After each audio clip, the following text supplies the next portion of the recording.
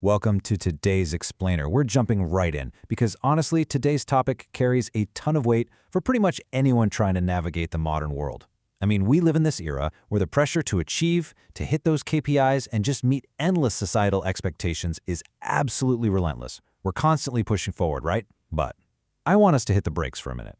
Let's take a deliberate, kind of slow, introspective look at the incredibly heavy weight of these modern expectations. We're going to explore the hidden psychological tax of achievement, the real cost of success, and how surprisingly easy it is to literally lose our true selves along the way. So I want you to start by really looking inward and asking yourself a tough question. Have you become someone you don't even like? Man, it's a heavy question, isn't it? We spend so much time optimizing our lives, upgrading our job titles, and chasing after what society tells us is the good life. But ask yourself, has this relentless, nonstop pursuit of success cost you your authentic self? Have you actually traded away your genuine personality just to fit into the molds required to get ahead? And that brings us to an incredibly powerful insight from our source material. Listen to this. The most terrible thing is not failure, but living as someone you don't like.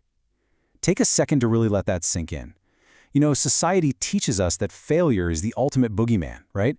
We're terrified of not having enough, of being judged, of falling behind.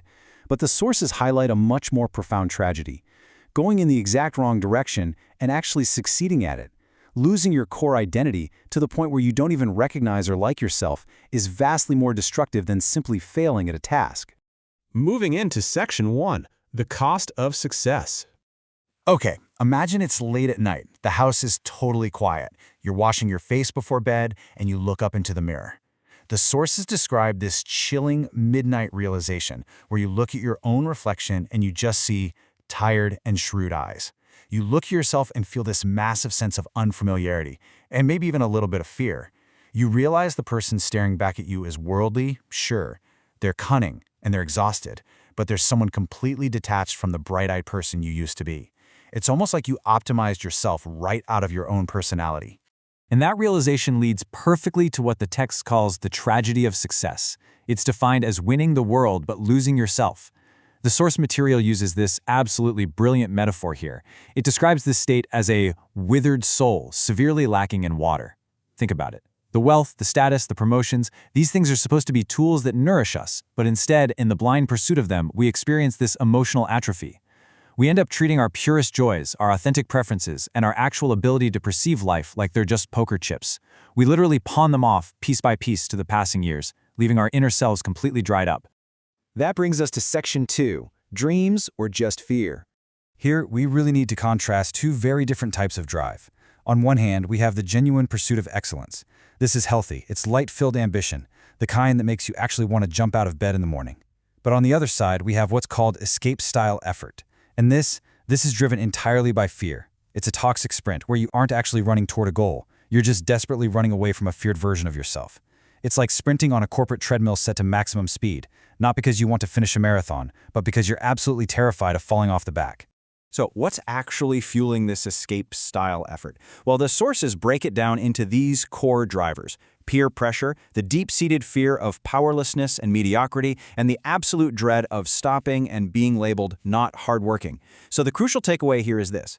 Claiming you're chasing a dream is very often just a perfect, self-packaged excuse. We use the flowery language of dreams to mask our intense societal fears, and that leads us to run frantically without ever stopping to check if we're even on the right road. Now for Section 3, the slide into compromise. This is a very specific and honestly, almost invisible slippery slope. Step 1. You compromise just a little bit of your time. No big deal, right? Well, then Step 2 happens. You start compromising your core principles just to appease a boss or a client. Step 3. To survive that internal friction without breaking down, you put on a thick mask, pretending to be someone you totally aren't. And finally, Step 4. Emotional atrophy. By giving up just a tiny little bit day by day, you perfectly adapt to the rules of the game, but you lose your soul in the process. You become highly efficient, sure, but entirely disconnected from life's true, pure perceptions. Which leads to Section 4, keeping the soul hydrated. The sources use a really powerful metaphor to explain this balance. Lowering your head to pull the cart versus looking up at the road.